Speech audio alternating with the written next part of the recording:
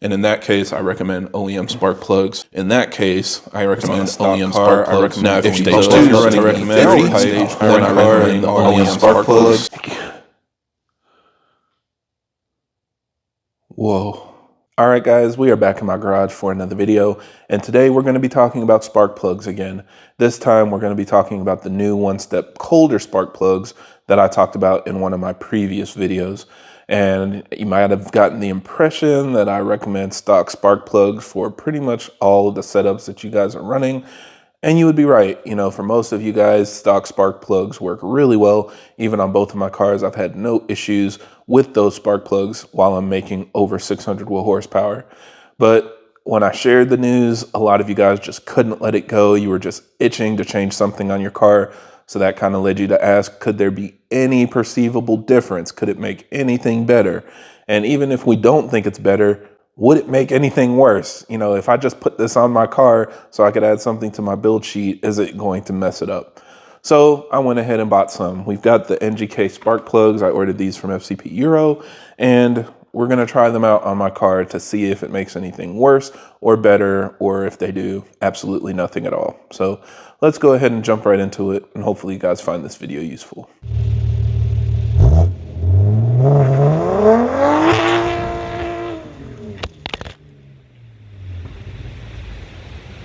Now, as always, for everybody that's new to the channel, I create these videos to help keep you updated on the latest developments in our community, as well as discuss technical topics so that we have a better understanding of how our engines work.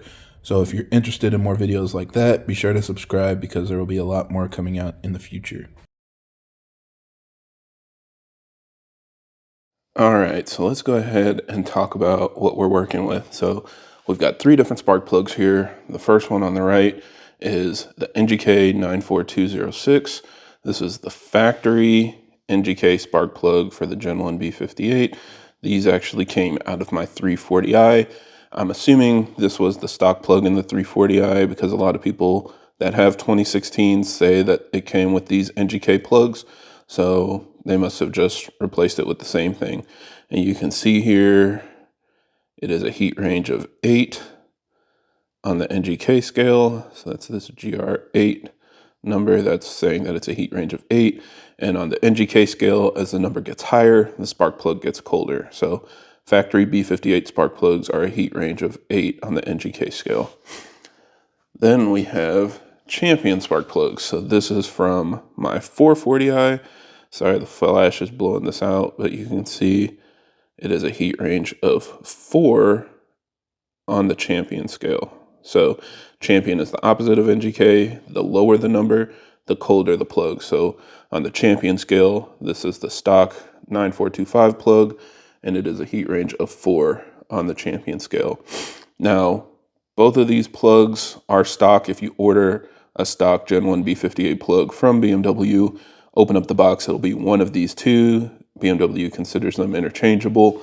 So, you know, for all intents and purposes, BMW says that both of these are an acceptable heat range, although if you do look at a comparison chart, it indicates that the Champion 4 heat range is one step colder than the NGK 8 heat range. But, you know, there's a little bit of overlap. They don't use the exact same scales and stuff. So you can, for all intents and purposes, say that these are considered the same by BMW. So what we've done is we've identified these Volkswagen Audi plugs, and these are a heat range of 9 on the NGK scale. So one step colder than the factory 8 spark plugs. And we can go ahead and open this up. And one thing about NGK, it's packaged much better than the Champion. So big +1 for them, because it has this little protective sleeve over the tip. For whatever reason, NGK is the only ones that do this. Champion does not. They just kind of throw it in a box and has these like rattling around in shipping. So I'm not a big fan of that. I have heard of some people saying they've gotten bad plugs out of the box from getting banged up. Thankfully, I haven't. But yeah, big +1 for NGK just for packaging such a sensitive component properly. So what's the difference here? Well, first thing we got to understand is what makes a spark plug colder. And a lot of people think, oh, it makes the car run cooler or it reduces temps in the combustion chamber, which really isn't the case. I mean, Spark plugs are just like anything else in our car. They have a safe operating range. It needs to be hot enough where it's getting a good, efficient burn, not leaving deposits on the spark plug, burning off anything that could be on there, but also not too hot to where you could be experiencing pre-ignition and things that can damage your engine. So a colder spark plug will have better heat transfer. That's basically the easiest way to put it. If there's extra heat in the engine, in the combustion chamber, it will basically go up through this insulator. This is the white part that's surrounding the tip of the spark plug. It'll go through the insulator and basically out into the cylinder head, and it will pull heat away from the tip of the spark plug. So that way this stays in a safe operating range. Now, if it's too cold, that's too much heat transfer. So what that can do, it can cause the plugs to foul out early. You'll get carbon deposits on the tip and things that can cause misfires. If it's too hot and the tip of the spark plug stays too hot, it's basically not pulling that enough heat away. So that can cause, like I said, pre-ignition, detonation, and things that can damage your engine. So there is a safe operating range for your combustion chamber, and there is an ideal heat range on your spark plugs to work in the operating range that your engine is running. So a lot of people assume making more power creates more heat, so you need a colder spark plug so that you don't overheat the spark plug and cause damage. I think over the years, we've proven that the stock spark plugs work fine for most people. I'm making around 600 to 650 wheel horsepower on both of my cars, and that's usually a pretty safe range, typical for B58 owners, the farthest that they push it. But a lot of people still ask me, are there any benefits to running a colder plug? So today, we're going to go ahead and run these plugs in my B58. That's, like I said, big turbo, making over 600 wheel horsepower, to see if there are any benefits. Now, one thing I did notice, the Champion spark plugs have a pretty thick insulator around the tip of the plug, and that's usually a pretty good indication of how much heat it can transfer, because if there's more mass, it should be able to transfer more heat. Looking at the NGK plug, it doesn't quite look as thick or as much mass. It looks like it extends out pretty much the same amount, but the actual insulator looks thicker on the Champion plug. So at first I was like, does it really absorb more heat? Can it really transfer more heat if there's not much more mass? But if I go back and look at the stock plug, which I'm sorry, this one is like covered in oil and stuff because the car was running bad when I got it. These were the plugs I pulled out when I got it from the junkyard, but you can see it basically looks the same. So in my thoughts are, these heat range 9 plugs have other things inside that help increase the heat transfer. So it's probably more than what we can just see right here looking at it at face value to tell where the heat transfer is coming from. And I know NGK markets some of the materials that they use in their spark plugs to help it last longer, run more efficiently, and have better heat transfer. But just looking at it, it's not what I expected. I expected it to have like a really beefy insulator that was noticeably larger and more massive, but compared to the Champions, it actually looks like it's a little bit less. But regardless, colder heat range. So let's go ahead and get these swapped on the car and see how it does. Now, generally speaking, swapping with colder spark plugs is no different than any regular spark plug change.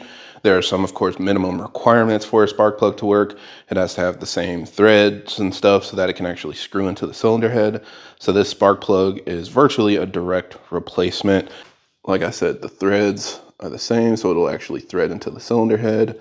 The actual part where you unscrew it is the same, so it's this 14 millimeter 12 point, like triple star, whatever, or triple square, whatever you want to call it.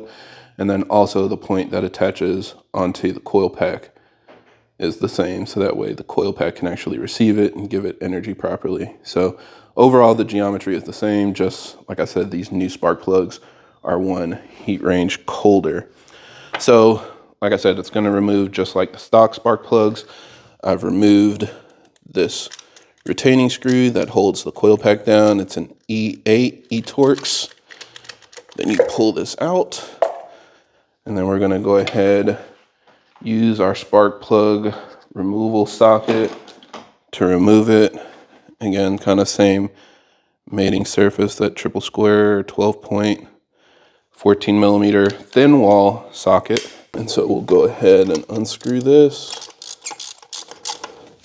Now I've gotten in the habit of using a magnet to pull these out, just because sometimes the different grommets and stuff get stuck on it. So use a magnet, pull it out, and then I'm gonna use this thinner magnet to drop the new one in, just so I have enough space to use this counter hold to pull it off. And then we'll go ahead and tighten this back down. And yeah, pretty straightforward. So let's go ahead, go for a drive, run some logs, and let's just see if anything's actually different. So now at this point, I've had the spark plugs for a couple weeks. I've put maybe a couple 100 miles on the car, and there have been no issues. There have been no misfires or any problems that I can tell. The car is driven just like normal. So I think that's really good. I know I haven't put a lot of miles on it. We'll definitely try to keep up with it as I get into the thousands of miles so we can see how it performs over a longer period of time. But the whole time I've been running full E85, my high boost map, again, making somewhere around 600 to 650 horsepower, and the car's been perfectly fine, no issues. So I definitely think from that standpoint, it doesn't seem like it's too cold of a plug for the B58 to handle. Now, as far as any performance gains, there really weren't any perceivable changes. The car still pulls hard, it still pulls strong, makes all the boost that it's supposed to without really any issues. I did get out and do some racing during Streetcar Takeover a little while ago, and you know, the car was perfectly fine. It performed like I wanted it to. And I know I don't really share racing videos anymore, so if you guys are interested in seeing that, let me know. But yeah, I mean, the car's been performing really well. Now, I did run some logs because I know a lot of you guys are concerned with timing, and obviously that's a big part of reaching our performance. In these B58 engines, it needs a lot of timing to really make power.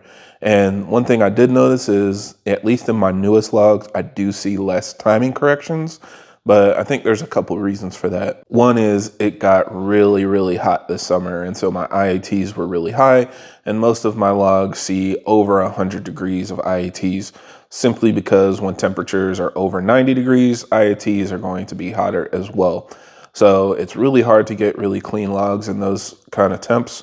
I don't really race my car or beat on it in those temps very often, but you know, I do run logs from time to time just to make sure that there aren't any issues. So in my most recent logs, it was really hot. There was no way to get around it, at least in the past couple months. So I wasn't able to get really clean timing. Whereas now temps are starting to cool down as we're getting into the fall, and my timing was better. The other thing, of course, is these are new spark plugs, and I've seen a lot of you guys say, oh, I changed from NGK to Champion, and now my timing's so much better and this and that.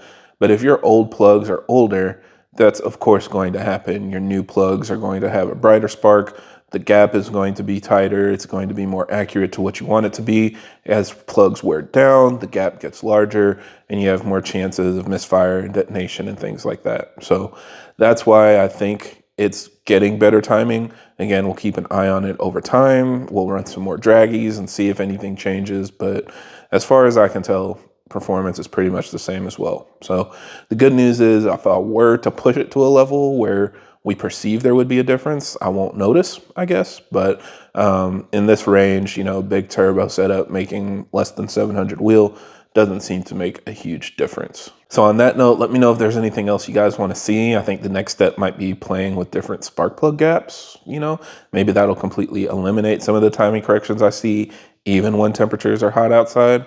I think we still have a couple hot days left before things really cool down here. So if I were to run logs during the day, maybe I could see a difference.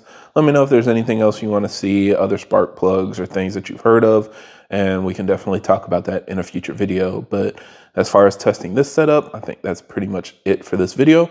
So thank you guys for watching, and I hope this helps. And if you have any other questions or comments, leave them down below.